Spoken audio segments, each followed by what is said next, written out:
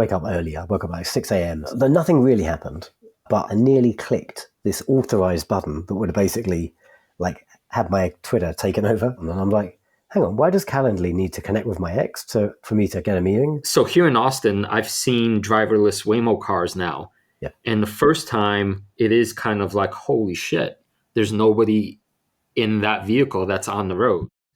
Now that I've seen it, say 20 times, don't think twice. So this week I took a look at, it's almost like meme stock fever, Hims and Hers Health, the ticker HIMS, HIMS. I think it's an interesting company. The financials are actually pretty good. Like they've just flipped into being like properly net income positive. The space industry is still relatively in its infancy. If the thesis is that we could basically do things we've never been able to do as a species from space, then obviously that becomes one of the, if not the most important new markets ever. This is Wall Street Wildlife. Before we get to this week's show, a short word from our sponsors.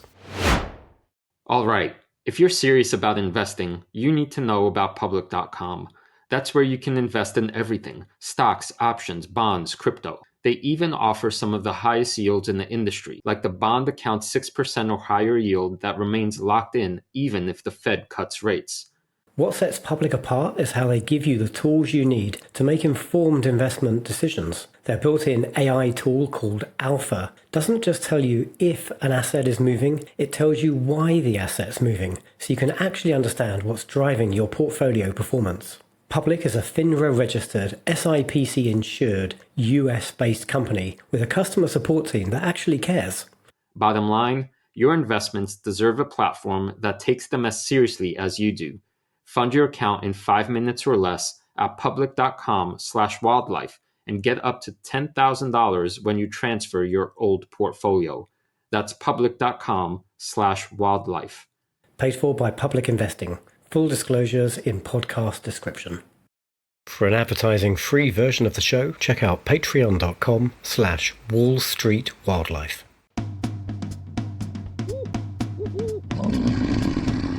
Hello and welcome to the latest Wall Street Wildlife with Krzysztof and Luke. A banger of an episode today with a ton of topics. Uber's maneuvers in autonomous vehicles. Can we believe what the CEO is saying? Badger nearly got scammed. I'll tell you all about that. Monkey wants some advice on his ASTS space mobile position. The Transmedics short report got shorted. And I ain't selling Palantir, even at 120 times gross profit. I'm going to tell you why. Plus, we go on stock safari with weight loss drugs and Google Maps for planet Earth. Badger, were you out partying last night? Ooh, can you hear it? I'm sick. I'm sick. There's two of us in the house are sick. And yeah, okay, the two of us were partying quite hard. About a week ago, dancing on tables in our ski boots. And yeah, we're both sick. We went to, actually, so we're cooking for everybody tonight.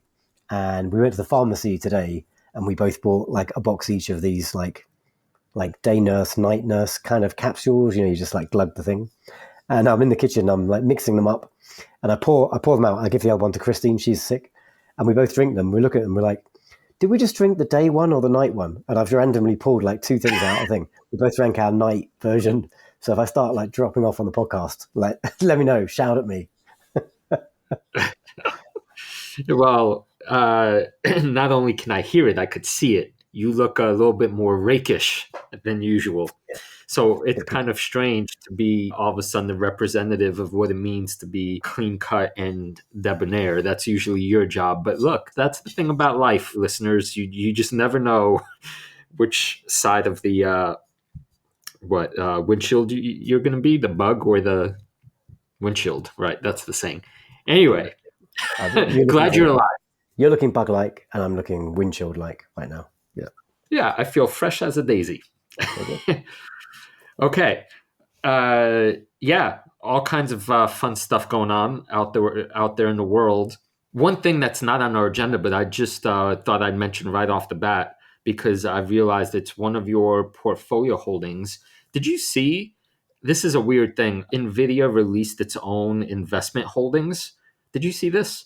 Oh, yeah. I did a year ago, and I saw, like, you mentioned it. I hadn't read it, but yeah, go on, carry on. I know what you're going to say. So But there's that, right? yeah. I noticed because they just bought a significant position in one of my King of the Jungle stocks, Hmm. but they also revealed that they had a position in Nanox. Yeah. And I'm like, what the hell is Nvidia doing investing in in a potential shitco not yet established digital imaging X-ray company? Hmm. Like, in other words, when they revealed that they have a position in Nubius, that makes sense because that's an AI company that Nvidia works with, and I mean, it just makes all the sense in the world. But it's just sometimes the things you learn in this industry are mind-boggling. So, Yeah. It's anyway, side yeah. note.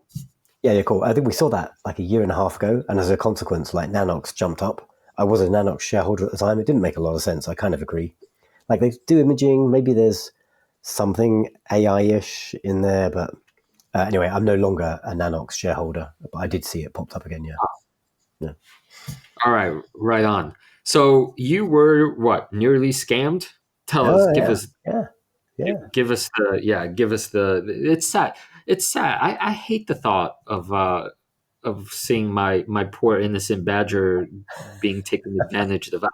Let me at him. What happened? Though nothing really happened, but it was just nearly clicked this authorized button that would have basically like had my Twitter taken over.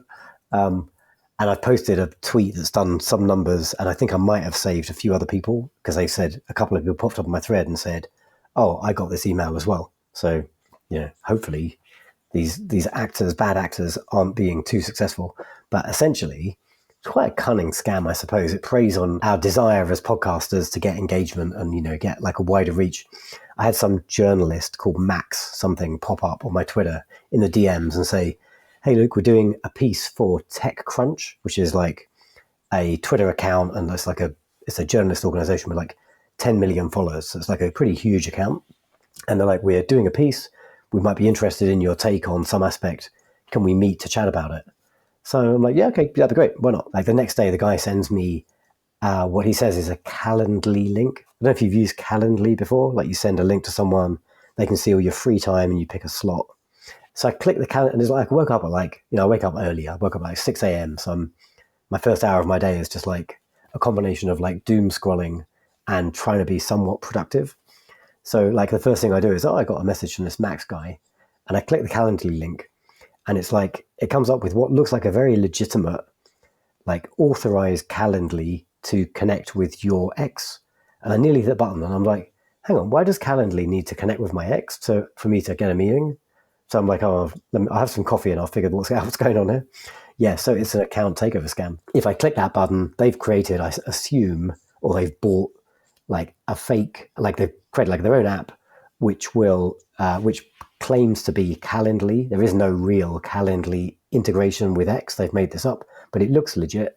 And then if I click the authorize, it would have the ability to like change certain details on my Twitter account. And I assume the first thing they would do is change the email address and change the phone number.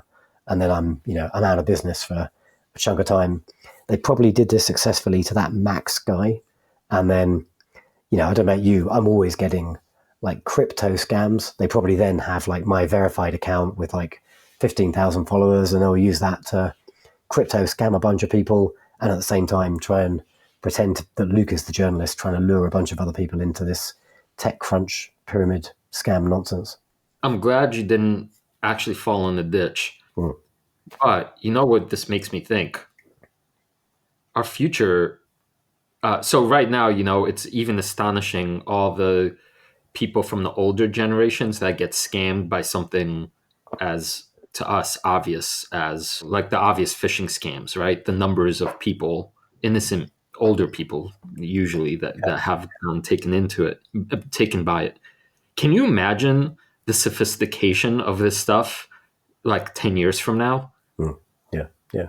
I don't mean to be fear mongering, but I think it's going to be a whole different world. And that's why, yeah, maybe to your point, cybersecurity stuff and the company that I recently did a deep dive on, Rubric, how to get your stuff back is going to be as important. it won't be a question maybe of if, but when you get taken by one of these. I mean, really, like imagine getting a sophisticated email that actually looks exactly like it should. Or like a video call from you, right? And I think I'm talking to Krzysztof, like we're not far away from being able to do that convincingly. Yeah, I'm like, Luke, I'm lost in Kenya. Been taken. Send me 5 million in diamonds. Yeah. And you're like, right away, buddy, right away. See, that's loyalty. I feel you. Okay. Yeah. It's scary stuff. Anyway, so I sort of signed off that Twitter with "Be careful out there, folks." Like, be careful out there. Like it's becoming cheaper and cheaper to target accounts. Like previously, these guys would go after like bigger accounts because it cost them some resources to try and execute a scam like this. But now it's costs almost nothing. Like they can do this stuff with highly targeted phishing attacks for like almost no money, for like cents. So that means they're going to continue to do it, and they're just going to attack even more people. Yeah, right. Scary stuff. I did retweet that, so I remember you posting it. Yes. All right. You want some advice with your ASTS stock position? What's happening?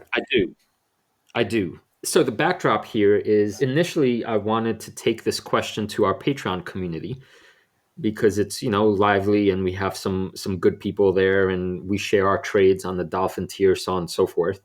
I thought, instead of making a decision like I usually do, what if I engage the community? But in this case, I thought I wanted to talk to the expert in the room, my buddy Badger, to help me think this through a little bit. So this is a genuine question. It's not like a setup or like that I've decided. I'm curious how you maybe would frame this or what you would want me to consider more of or whatever. Here's the context. I am now increasingly bullish on ASTS. I haven't felt, as I do more and more research on this, I haven't felt this way since EOS when it was at 70 cents. And I know knowing yourself as an investor is when I've made errors in the past, at least in the recent past, it's when I became over exuberant in a particular position so that portfolio management got away from me. But to argue against myself, I love a concentrated portfolio. There are many, many benefits to a concentrated portfolio when you really, really know your stuff. So I'm going to say to you that I think ASTS really might become one of these generational companies and not too long from now. I still haven't done the deep dive. So you kind of have to take me on faith in a way, because this isn't the time to do the deep dive on that. Just assume that I believe that. Sure. And that sort of by even like end of 25 into 26, a year from now, like the switch will actually go on and God only knows what might happen if successful. And I think the probabilities are high. Okay. So I'm thinking, okay, right now ASTS is my second largest position in King Over the Jungle. I've got EOS. I'm just looking at the numbers. Sorry, I don't have percentages in front of me, but my EOS shares are worth 1,700, and I swore I wouldn't sell a single one, so I'm going to abide by that resolution. And then number two are my ASTS shares, worth $644. And then beneath that are my Relay shares, worth 500. Below that are my Iris Energy shares at $338. And the market is closed today. Those are my top four. Yep. And right beneath that is Nebius worth $90. So there's a big drop off. So I basically have four large positions. Yep.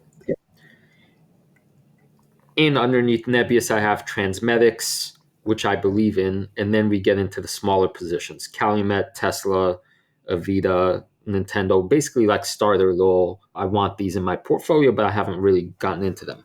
Here was my thinking. I'm like, damn, how do I get me more ASTS shares?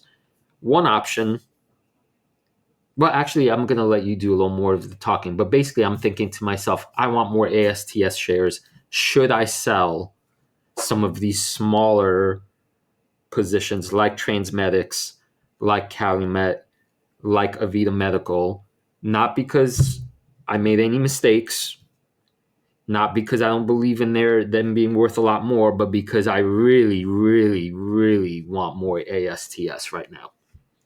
Okay, so this is a portfolio where you're adding new money, and it's, as we record, it's the 17th of February, so you only got to wait, 12 days, so you got some new money coming in. You did, maybe you framed the question somewhat misleadingly, though, because you said, I've got 4 large positions. You haven't. You've got one freaking huge position, EOS, and then you got a few other little things, right? How much do you say EOS must be about half the portfolio, I guess? Well, oh shit, I'm sorry. I also forgot Chainlink. Okay. You know what? Give me 1 second. It's silly for me not to give you the actual percentages. I'm gonna give them to you right now. Meantime, while this is pulling up here, what's your definition? What's your own personal definition of a, call it, substantial position? 5%. 5%, right? Yeah, but I'm not Mr. Concentration, and I'm like Mr. I'm at the end of my life now. Yeah, if you keep up your parting ways, yeah, you are. So right, so that is, I knew that's one of the things that, there's no one perfect solution for these questions, but still, like, maybe you're saying what, 5%? For me, I understand you're offering a Right, different. Plus, also, 5%. this is the King of the Jungle portfolio, which is not your real money portfolio where you'll operate a different strategy. Yeah, but for our audience, and I think for this project that we're doing together, I'm treating the King of the Jungle since its inception as though I'm doing my very best to do my very best. So yes, it's less in terms of money, but in terms of, I think, mindset, it's kind of identical. So the facts are that EOS is at 43%, Right. huge. Yeah. ASTS is at 16. Relay is at 12. Iris is at 8. And Chainlink is at 8. Sure. And all the other ones are 2 and below. So my position stands. Like, that EOS position is ridiculous. And if you want to find new money, to me, that's like an easy trim. So, but maybe, I mean, obviously this is your strategy and you have to ask yourself the question to try and get to the answer that you think is right. So this is so ethereal. You can't make it a tangible numbers question, but you have to try and determine for yourself, I think, like your view of the risk-based return of each of those companies, and then say to yourself, am I so confident in the risk versus return conversation for EOS that it deserves to be like 4 times bigger than the next thing, pretty much, in my portfolio? I've done that, and I think that is my conclusion. Not least because the charts that you see, the life cycle of a company, Mhm. EOS is at the very, very bottom of the hockey stick curve. Okay. And Yep. so I don't want to go on and on about EOS, but I think in general, when you have what I see is all of the tailwinds lining up, and you have a stock that is still relatively undiscovered, those are like the fattest pitches you ever get in the market. So yes, I could trim EOS, but I said I wouldn't. I don't know. This is kind of stupid. I said I wouldn't out of principle because those have always been my biggest mistakes in investing. You've not sold a single share of Intuitive Surgical for the same kind of call it, I don't know, meta reason. Yep. I'm approaching it. Let's take this not so much as a portfolio rebalancing problem. I'm saying to you, I want to keep my EOS position huge. It's more about selling some of the companies I think are going to be great, fine, great slash very good. Like Transmedics, I think in 10 years might be worth a whole lot, but they're not going to be worth a whole lot like next year potentially the way ASTS might be. So I'm kind of thinking like that this is like an opportunity, sort that the window isn't forever. And But you don't feel like 11% of your portfolio is enough, or whatever that percentage was? It's at 16. 16. I mean, that's substantial in my books. Obviously, not in yours. Yes. I would agree. 16% is a substantial position in the portfolio, and yet I want it to be bigger. Okay. Well, I mean, there's only so many things you can do, right? Either add new money, and you're limited by the rules of the game, where say you can only add $200 a month, or you can sell something, and then you either sell, a small piece of your big position, or you sell a whole lot of small positions. And for me, it's self-evident that this is a portfolio rebalancing opportunity. But if you want to stick to your guns and not, if you're literally excluding EOS and say I'm not touching that, well then, you have to sell the other stuff if you really believe that ASTS deserves to have a bigger than 16% allocation. But I think 16% is substantial. And if you don't believe in those small companies that strongly, then you're answering your own question. Sell them and roll the money into ASTS. You know what? I think this is a different slightly issue. This is, I think, where your strategy big time differs from mine. You legitimately do not really care about, call it, short-term events, and by that I mean like months-ish. Yeah. Right? 100% correct. Right? Whereas I, for example, I'm looking at I was looking at this portfolio. I was looking, where could I get some extra cash, right? Yep. Avita Medical just had their earnings. Shares went up 25%. Like, they were decent, but they're having some cash issues. So I doubt the market bids them up much more in the next 3 months, right? There's $41 sitting there. So for the purposes of our project, call it, that's 2 shares of ASTS. ASTS has all kinds of catalysts coming basically daily now. Like, the rhythm at which they're announcing stuff is insane. So I'm thinking to myself, why hold on to Avita Medical without any obvious catalyst in the next 3 months simply because I already have it, versus saying, you know what?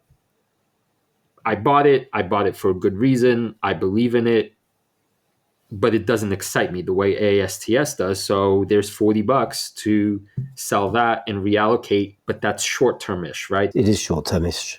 I don't know. I'm the wrong guy to ask this question to, because No, you're exactly the right guy, because I want to balance you. But you reject all my answers because you're like, no, those are the wrong answers because you're doing it because you're you, i.e., a sensible investor, whereas I'm me, i.e., a freaking gambler. Like, help me figure out how best to gamble. 16% is a lot. If you can't get excited about a 16% allocation, like going to the moon, whatever catalysts are going to come in, like, holy Christ, like, what do you want?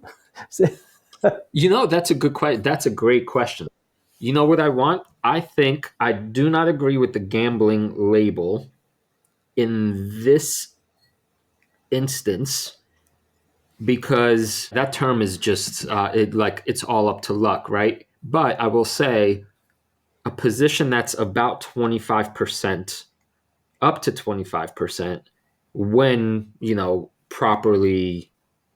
obviously properly understood and researched and all that, feels like what some of the world's best investors have done successfully, and you would not call them gamblers. Oh, but that could be just the long tail, it's like survivorship bias. If you took 100 investors and they all took, say, like 25% allocation portfolios, like 4 stocks in their portfolio, like one of those 100 would do really well, and they would go on to write a book and become a famous investor, and they would be the legendary investor that succeeded with that. But you don't hear about the other 99 who failed. I think it'd be interesting to look into that, what the stats around that is. Because, basically I'm proposing to you right now, I'm tempted to have a portfolio of about, call it 6 stocks. Okay. Roughly, right? Like the made bets. And I'm saying to you, this doesn't feel like gambling. This feels like a very, it's certainly riskier, right? There's no question about that. All right, but maybe, okay, you have just answered it then. Because if you want a portfolio of 6 stocks, that's what, like a 16% allocation each, something like that. So you got that now with ASTS. That's now correctly sized in your portfolio to be one of your 6. Yeah, there's merit to it. There's merit to looking at it that way. So, okay, let's conclude this. So, your official advice to me is what? Be happy with your current allocation and celebrate when your catalysts come in. Okay. Well, there you heard it, animals. After this episode releases, we'd love to hear your comments and feedback on our Patreon to see whether you think Badger is wise beyond his ears, whether Monkey is nuts for thinking this way, or somewhere in between. Ooh.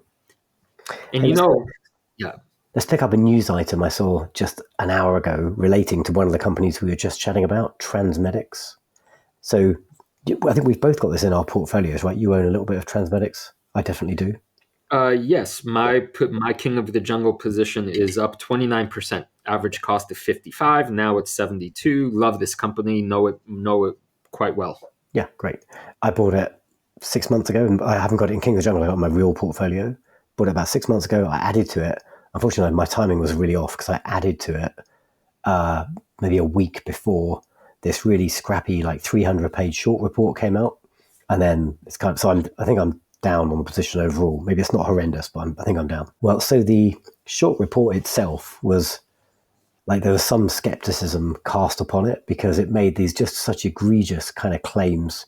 Price target of $0, like this company is fraudulent, scamming, I'm not going to give too much airtime to the claims.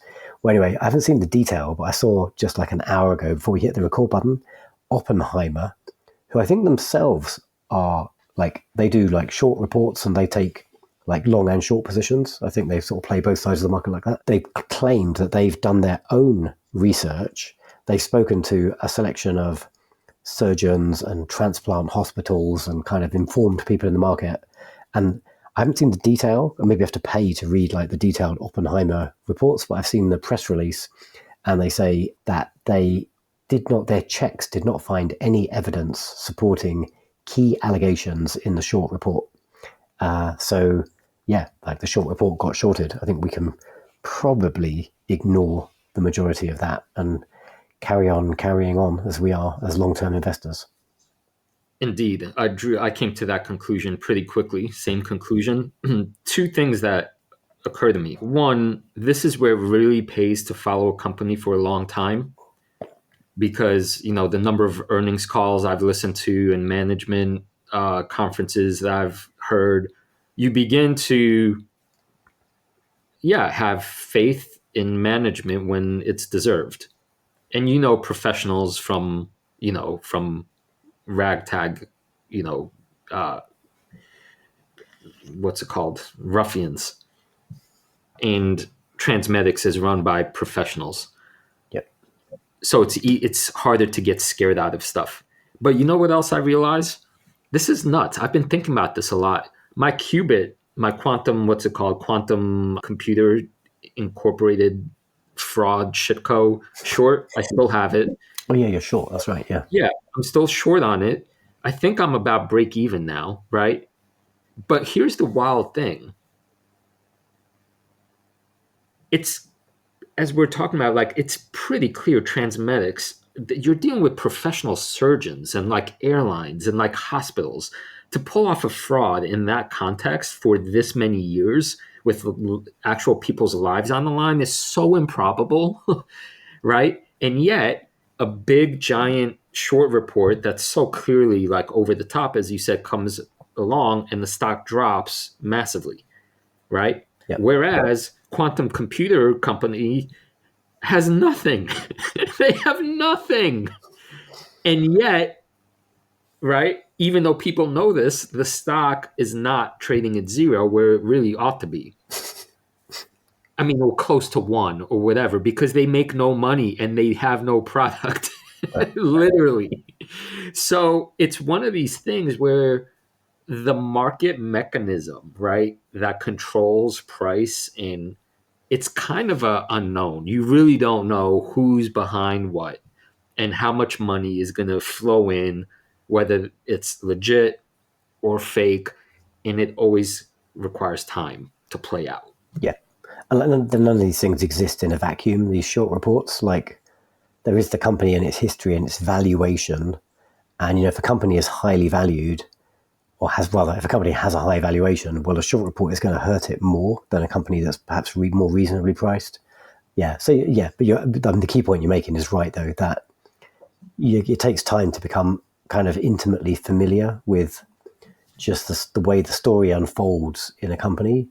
And that's why I like to take a position and then add to it slowly over time, not just dive in with both feet on day one, because you have to build your own conviction rather than just relying on what other folk are telling you. Slow and steady usually wins the race.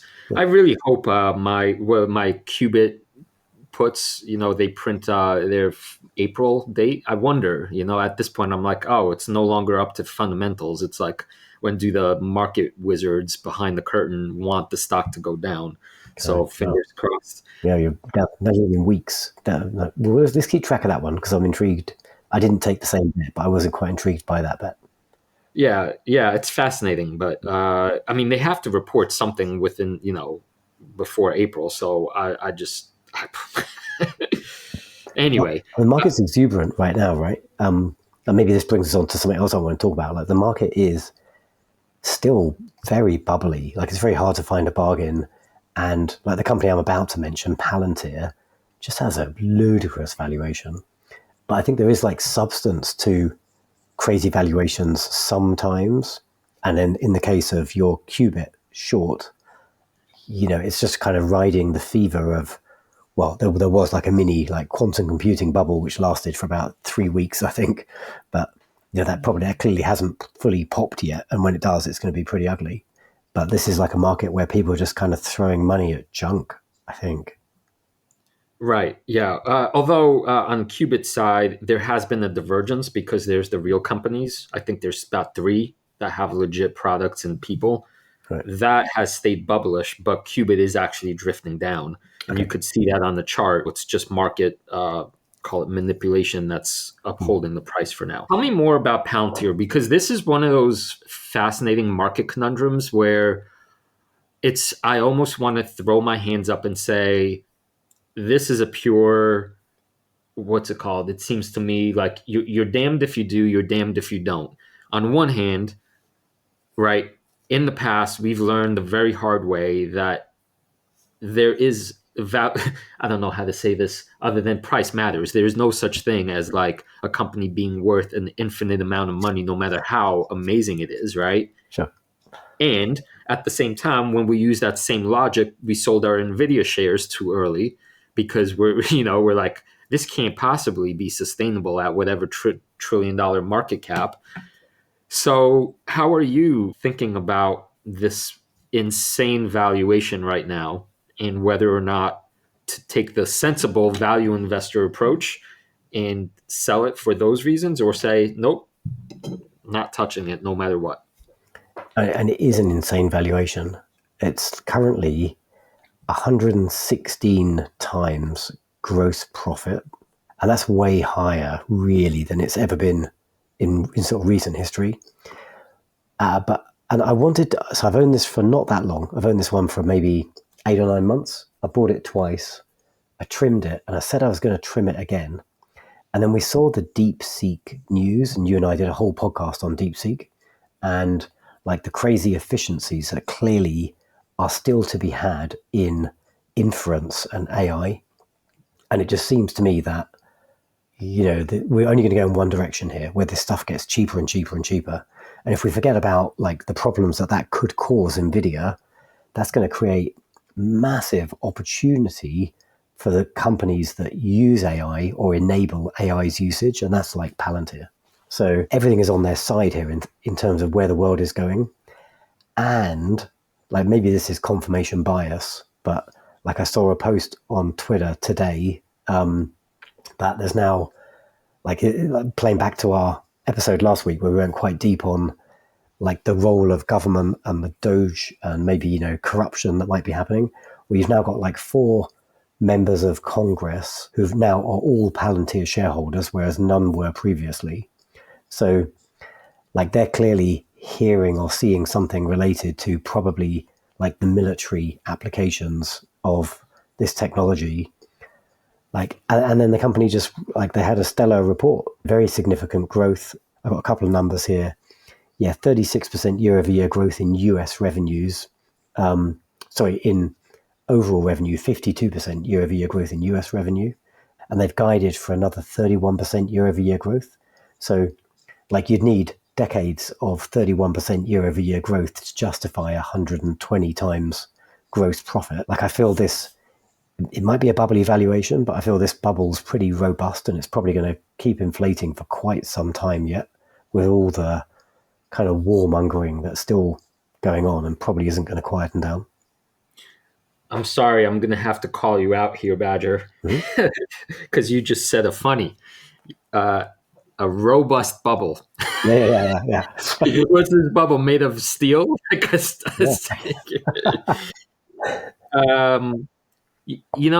I have this feeling of, fool me once, shame on me, fool me twice, shame on you, with Nvidia being the weird thing that complicates this and the AI, the next wave and all that. But I'm looking at the very handy clouded judgment chart that I get weekly, which ranks the most expensive software as a service companies. And it's shocking to me. But for example, CrowdStrike is the 3rd most expensive company. We don't need to go on. It's an exquisite company, but it's 24 times the next 12 months revenue. 24, right? Second is Cloudflare at 29. Right. And then you get to Palantir and it's 80. Yeah. Yeah. So I'm going on a record here. I know you didn't ask me officially. Yeah.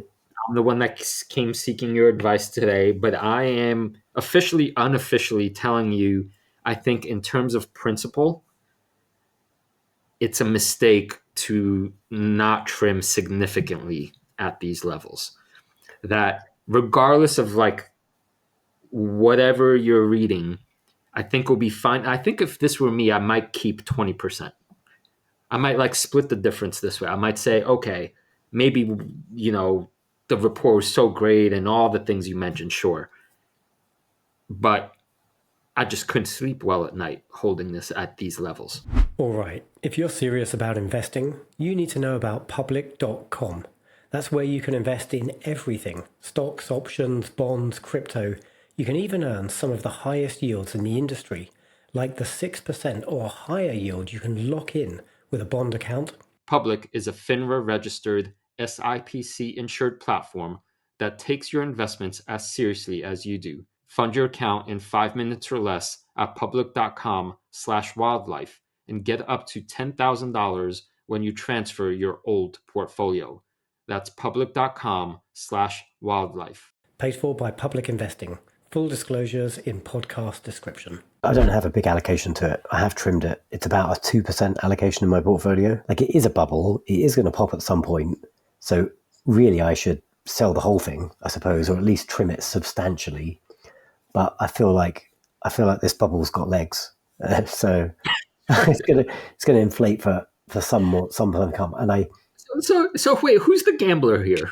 Yeah, totally. Yeah. But I think it's some substance, which is, I mean, maybe my thesis here is like corruption and insider knowledge and like a deteriorating geopolitical environment that is just going to favor companies like this, plus all the AI in the commercial segment with stuff. But we're more talking about the military stuff here. Yeah, it's a bit of a gamble. I don't think I'm happy to gamble with 2% positions.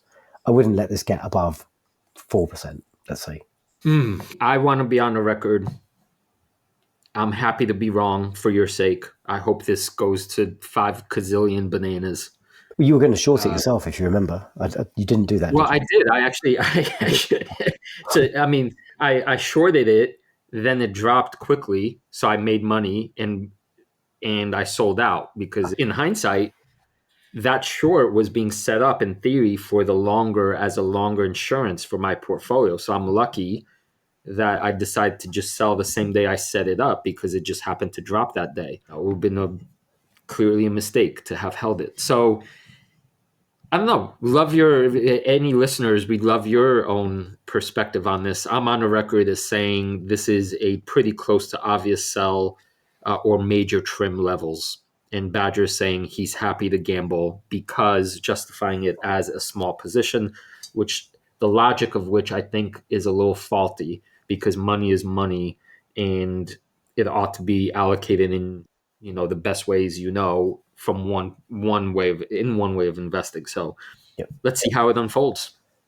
Yeah. Valuation matters, but sometimes it doesn't matter because sometimes the story is so strong, but well, I suppose that is that. Like sometimes the story is so strong, like valuation be damned.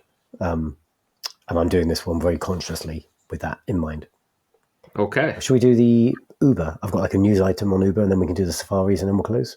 Yeah, let's do that one, and then we'll go into Safari, and then we'll close it. So anyway, let's move on from my terrible judgment and maybe talk about someone else's maybe deliberately misleading statements they might have made. So Uber's CEO Dara Khosrowshahi, I'm going to try and pronounce that again. We'll just call him Dara.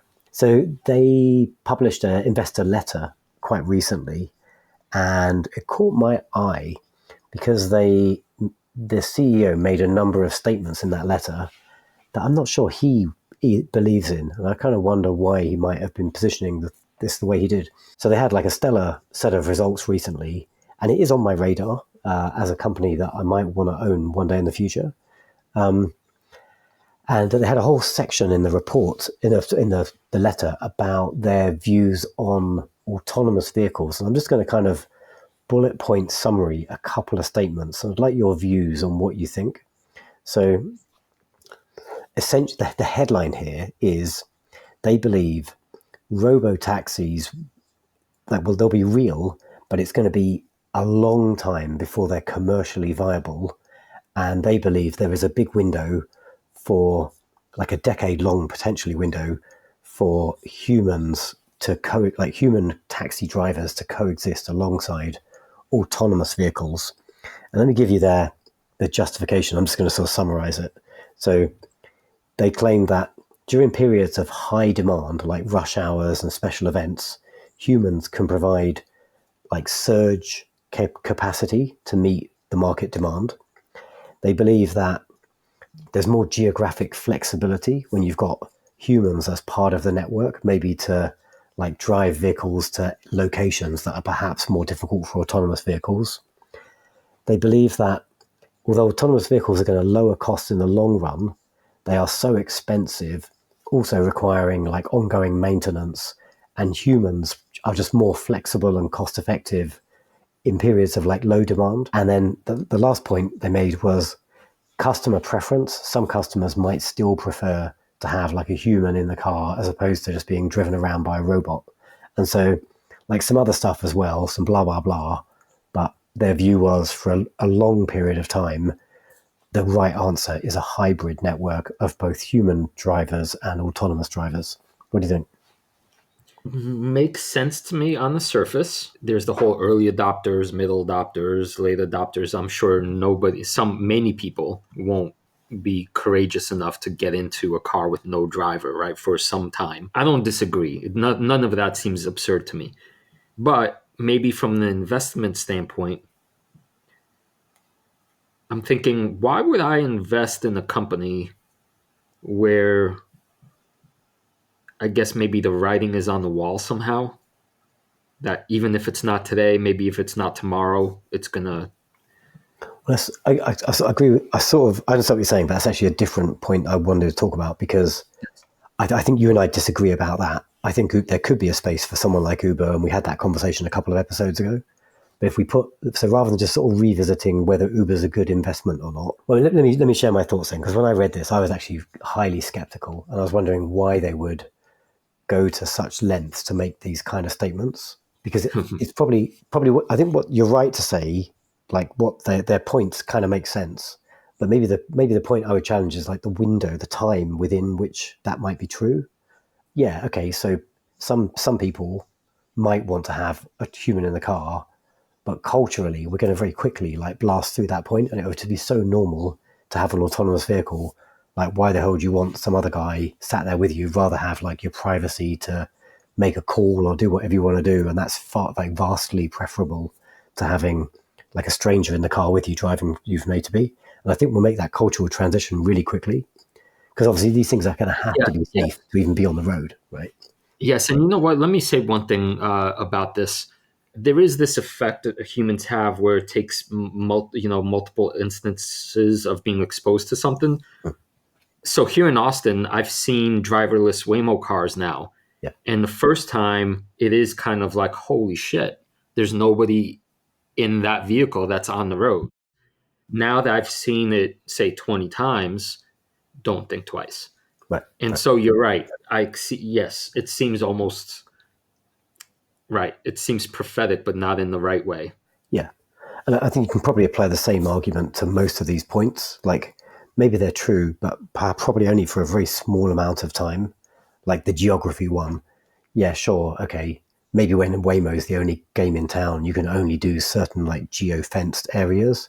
But once there's a bunch of different like guys on the road, like Tesla, then I'm assuming they'll be able to do like a far more robust kind of A to B network. So I kind of wonder why they went to such lengths. And I wonder if it is to maybe appease their fleet of human drivers. Because I guess Uber's customer isn't like you and me, like the guys who are riding the cars. Their customers are really the drivers of the cars, because they're the guys that kind of not work for, they are, Uber provide the platform, and then those drivers, Uber drivers, are paying Uber essentially because they're doing work and giving Uber like a cut of the each ride. And so that is a bit in the same way as like Airbnb's customers are like hosts, not guests primarily, and they have to focus on like looking after the host community because that's how you kind of win. So, I do wonder a little bit. Uber's end game, they're sort of dancing around it. I mean, their end game from day one has always been, I think, about autonomous vehicles are going to come, and when they do, like, we want to own every journey. And this whole having to have like a messy, squishy human in the front seat, I felt that's always been like a temporary thing, but you need it right now, and you can't be too upfront about that, because if you piss off all of your drivers, well, they might start striking or who knows what. So anyway, just a kind of random observation there. Yes, and maybe let me make one more. It is with shocking, astonishing speed that Elon Musk has infiltrated into the center of the United States government. Mm-hmm. We just talked about a bunch of this in some ways, but the extent of it, I think, I don't think anybody could have predicted this. Yep. Where is Elon's home base? Austin, Texas.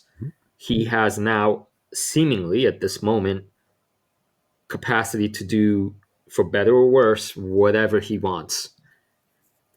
For all of Musk's, futuristic claims, like by whatever year we're going to be on Mars, he's now the latest one has been Austin will be the first city to have driverless cars by June of this year. That's only 4 months away. Yep. In most circumstances, I think we've been on the record saying bullshit. Mm-hmm. But now, I don't know. Why not? I mean, if he owns the country, what's the mayor going to say when the Tesla factory is in Austin, and I'm sure provides, the kinds of tax dollars that Tesla brings Austin? Like, who's going to say no to him? So I'd be skeptical about Uber's claims. You're right. And if we really just are pinpoint about it, like I guess he essentially has the ability to defund and fire the head of like the vehicle safety testing organizations and things like that, right? So they're all probably living in fear of him. Obviously, that would be a very clear conflict of interest that could blow up very, very badly in Tesla's face when people start dying, because people will start dying once we have autonomous vehicles, because like people die every day in normal vehicles. It's just like, that's the nature of transport, right? Unfortunately, he has the ability to be influential in very inappropriate ways. Good observation. I remain skeptical on Uber for lots of reasons. Yeah. It's on my long list. I don't think I'm considering buying it anytime soon, but I've got an eye on it. Anyway, should we talk about two stocks in our Safari segment that maybe we are thinking about buying? Yes, we should. Yeah. Should I start with Planet Labs, since its ticker is PL, very, very close to Palantir? PL. Yep. PL. This is, very cursory level stuff. But the reason I decided to look into this one, Badger, is because of my new obsession with ASTS. And as I'm learning all things about the space economy, the first conclusion I came to is like, my God, the sort of futurist possibilities of what a kind of holistic view of the planet will allow humans to do is staggering. And I want to share a slide that shows market size of industries by comparison in 2024. And it shows the fast food industry at 789 billion, the beauty and personal care industry at 650, and then space industry as of now is 596 billion, which is the smallest of those three. Now that's a random comparison, but it's to make the point that the space industry is still relatively in its infancy. If the thesis is that we could basically do things we've never been able to do as a species from space, then obviously that becomes one of the, if not the most important new markets ever, compared to, say, putting on your makeup. That's, call it, relatively expendable. If the space market is still tiny, relatively speaking, then a bunch of companies will benefit from all the use cases. And Space Lab's mission is to image the whole world every day to allow its customers to see the changes taking place on planet Earth and make some of those changes actionable to their own whatever commercial interests. Let me give you 3 concrete examples because that might seem a little abstract. By the way, as you'll see, this is an interesting 50-50 company that has obvious commercial interest and also a lot of, call it socially ethical, conscious investors, conscious capital investors. You might want to look into this eco-sensitive type of thing. So, for example, in Brazil, deforestation is a big problem. But from the ground, you can't really see exactly where it's happening and how quickly and who's doing it. But you can see that very easily with Planet Labs imaging. Another wonderful use case, when the LA fires were burning everything to the ground, emergency crews didn't necessarily know where to go and what buildings needed rescuing. You could see all of that, and Planet Labs was communicating with emergency crews almost in real time. That gap between when the image is taken and when it's put to use is now shortening as the technology improves, especially with the latest models, which will have Nvidia chips and basically, continue to improve over time. Another fascinating example, in the oceans, huge, the biggest things we have on the planet, geographically speaking, there's a bunch of illegal activities, pirates and illegal fishing and all kinds of things that you can't really see unless you have a subscription to one of these services, and then you could easily see where the illegal tankers are and so forth. So really fascinating use cases, and I'm sure many that haven't really even come to mind yet. So that's the sort of narrative. I heard it talked about as a queryable Earth, sort of like what Google did for indexing human stuff. Here we're indexing the planet as a whole from space and figuring out what to do with that info. I'm not impressed by their finances. They're growing something like 11%, I think, but they're still losing money. Net operating margins, they're negative.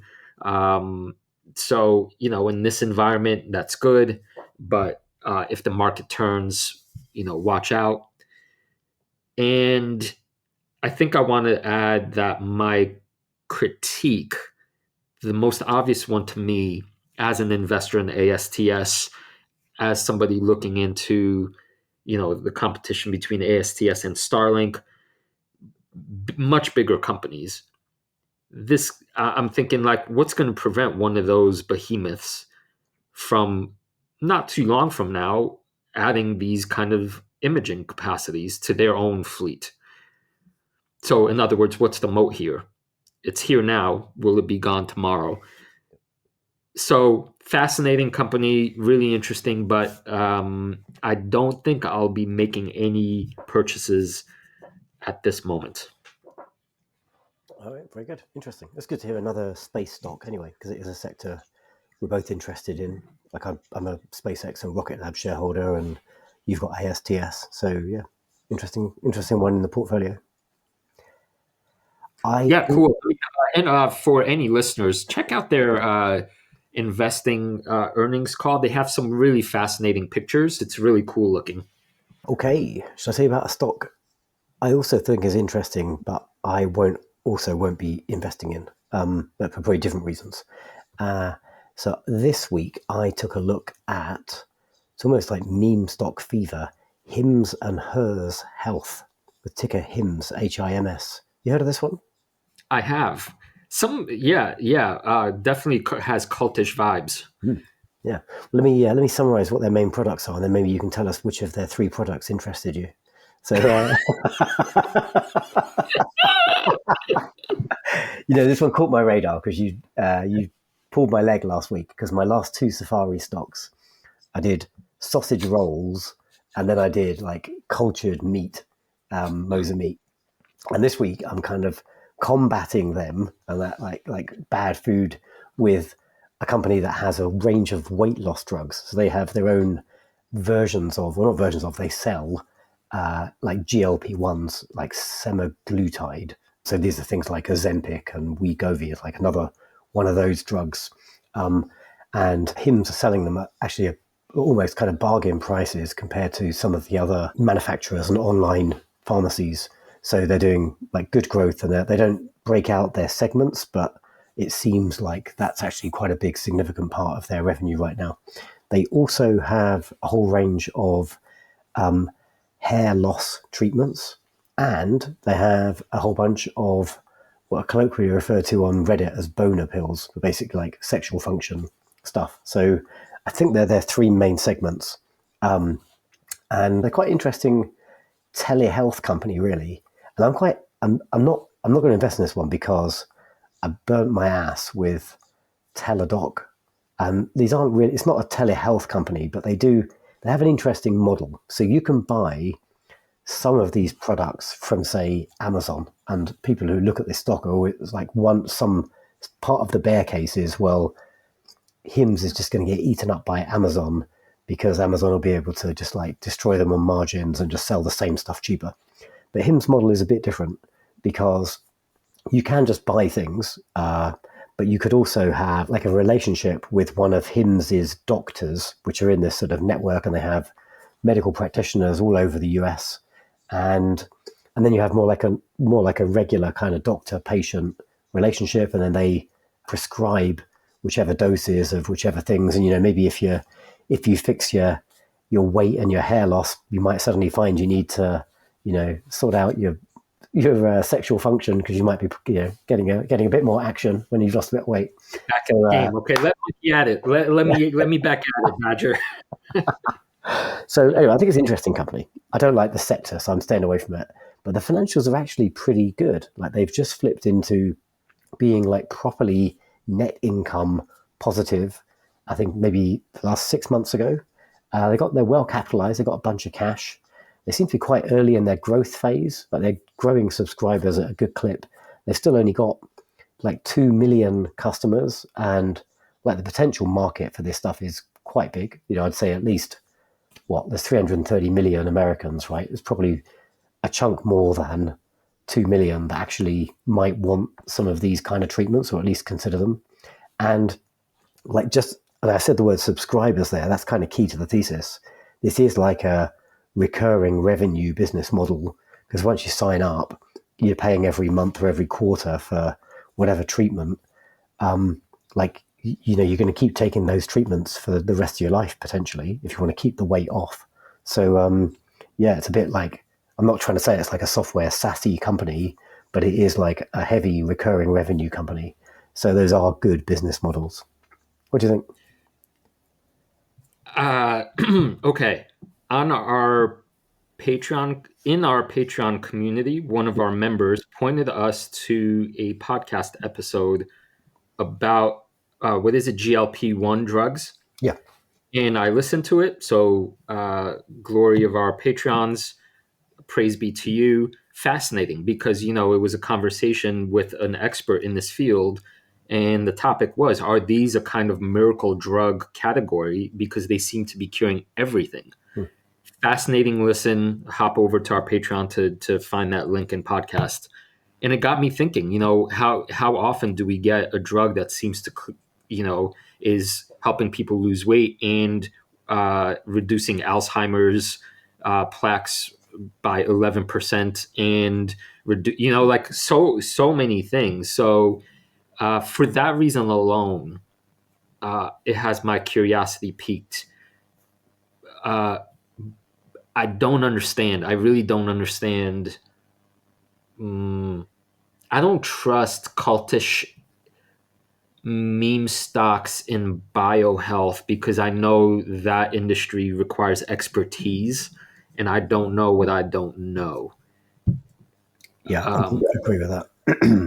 and if we stay on like the weight loss piece, like they had quite they made the news last week because they had a pretty controversial Super Bowl ad, and I think there's I did watch the ad. It's quite cool, and it's a bit odd. Like you don't know it's hymns until the end of the advert, and you see these like very unhealthy Americans, unfortunately, living a not very good lifestyle, and the advert kind of points at like a poor food and kind of medical culture in the US, and then it ends with, you know, take these injections and kind of fix everything.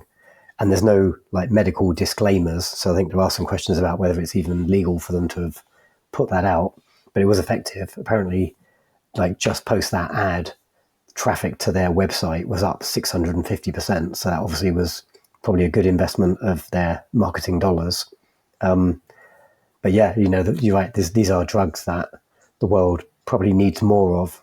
And if these guys can like help build the market and get them into people's arms at like a cheaper price, then like that in the round, that's really good long term. Because if, you know, however people lose a ton of weight, if they can, you're then going to avoid all the horrific costs and health, you know, issues that come from like heart conditions and blood pressure and all the other stuff that kind of costs the government a fortune because people are unhealthy to start with. In fact, that reminds me, one of the main ways this stuff works is it has something to do with regulating brain function that has to do with addictive behaviors, including eating, but also including drinking and including whatever people can become addicted to. So I think the market is extremely exciting. I just don't know if this is the company or a lot more. I would need to do a lot more research on the. I kind of like it. I did enough due diligence on it for this to get to the point where I said to a friend the other day, like, this actually looks like a reasonable investment. Actually, let's take a quick look at the valuation because it's kind of wild. Like you can see here, like the market cap of the company is just literally like hockey sticked in just pretty much since the start of this year, and it's now what, like a 12, nearly 13, $13 billion company. So there is like a lot of kind of culty, memey stuff just behind it right now. But even at this valuation, it doesn't seem egregious. It is growing at a good rate, and it's got a long way to run potentially. I'm just not touching it because it's kind of not my wheelhouse. Right. And in biotechs, we know that they're some of the world's most valuable companies. They could get to hundreds of billions. Yeah. So, you know, this could be one of those 10x companies where you want a small position. So these guys don't like manufacture any of these drugs. They're more like a marketplace for them. That probably wraps up our long schedule for today. Anything else You enjoy our discussion this week, Krzysztof? No, you were intolerable. You gave me bad advice, and of course I did. Special shout out, though, to our new Patreons, Vince and Andrew H., and all the dolphins that we have swimming in the jungle now, as weird as that might be. Thank you for joining our community. You're making it kick-ass. Patreon.com/Wall Street Wildlife. If you'd like to hop into the jungle with us, we'd love to have you. I want to say to our Patreons, we are working on the merch. We know that we announced it to you guys like 2 weeks ago, and you haven't seen anything just yet. Well, we are working on it. That's right. Get to it, Badger. Yeah. Get to it, buddy. I'm a sick man. Okay. Alrighty.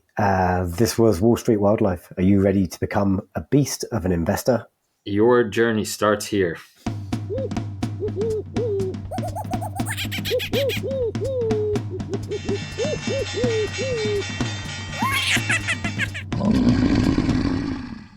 A reminder that the people on this program may hold positions in the companies that are mentioned. Buying and selling stock carries financial risk, which could include loss of capital. The views in this program should not be taken as personalized advice. Before acting on any of the information provided, listeners are encouraged to consult a financial or tax professional.